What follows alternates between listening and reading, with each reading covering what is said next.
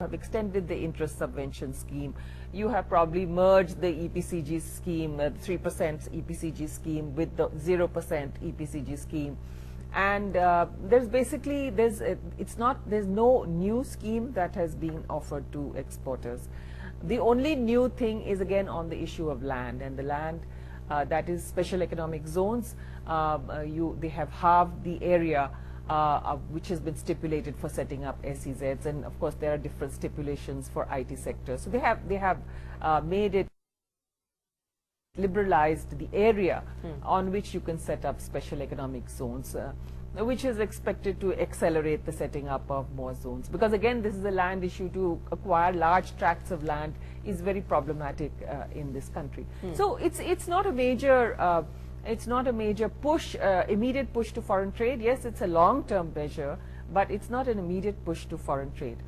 The problem with a foreign trade policy right now is that we are rather hemmed in because of WTO guidelines and regulations, and the kind of schemes that we used to offer earlier, we cannot offer them in a very liberal fashion. We have to be very, very careful in preparing schemes. So there's not much leeway that the government has as far as foreign trade is concerned.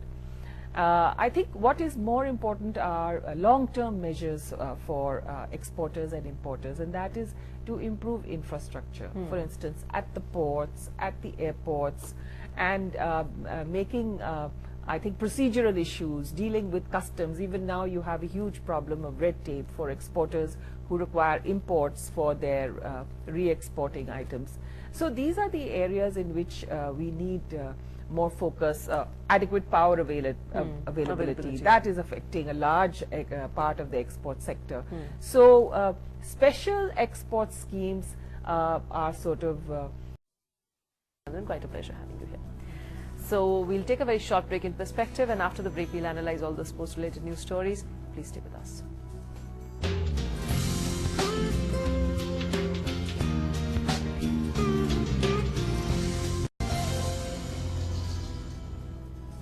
Welcome back to Perspective. We'll now analyze all the sports related news stories in Master Stroke. And in this segment, we are joined by senior sports journalist and commentator, Mr. Harpal Singh Bedi. Welcome to the program, Mr. Bedi. Thank you. We will have to start with the IPL season 6. Chennai defeated Delhi Daredevils by 86 runs. It was certainly not a very decent match for Delhi Daredevils. It was demoralizing. You seem to be decent to Delhi Daredevils. The way they have been playing. The 6 matches in a row they lost. This is first time in so many 5 years of or 6 years of IPL. No team has lost 6 matches in a row. And every day, every match, they are deteriorating. Yesterday was a one-sided match.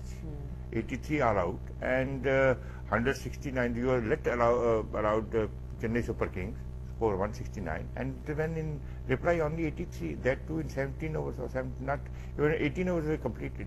And all the big names. It is not a weak side. It is David Warner is there, Sehwag is there, Mahela Jayawardene is there, but still they are not clicking. Yeah. And somewhere people yesterday the whole stadium was a packed stadium. Around 50,000 people were there, but there a pin drop silence. After all, they see how the home team is playing. So Sehwag, it is much too many questions on Sehwag's fitness now also. It's not a form, it's also fitness. As far as Chennai Super Kings said, they have been uneven. This is the 5th match and they have won 3 and lost 2.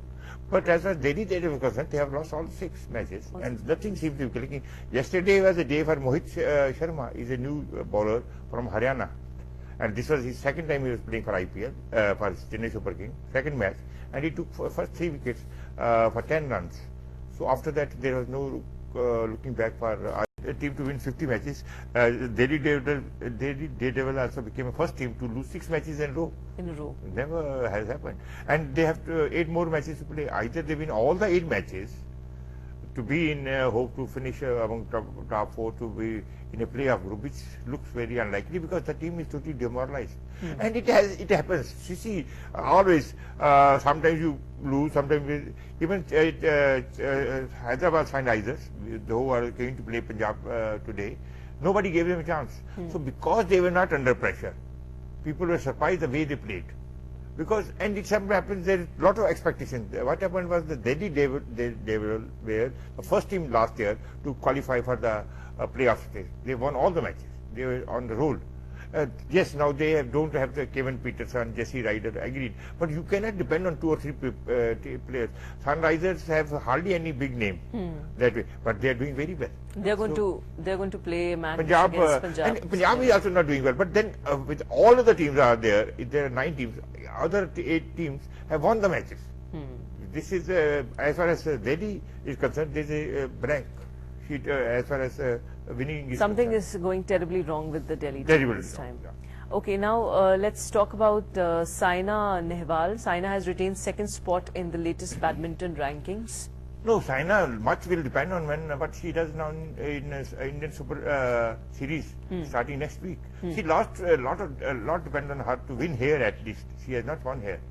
So if she wants to improving the ranking, I don't think she get into number 1 because the Chinese are not coming to the top. Chinese are not coming to play her. But if she wins, that will consolidate her position.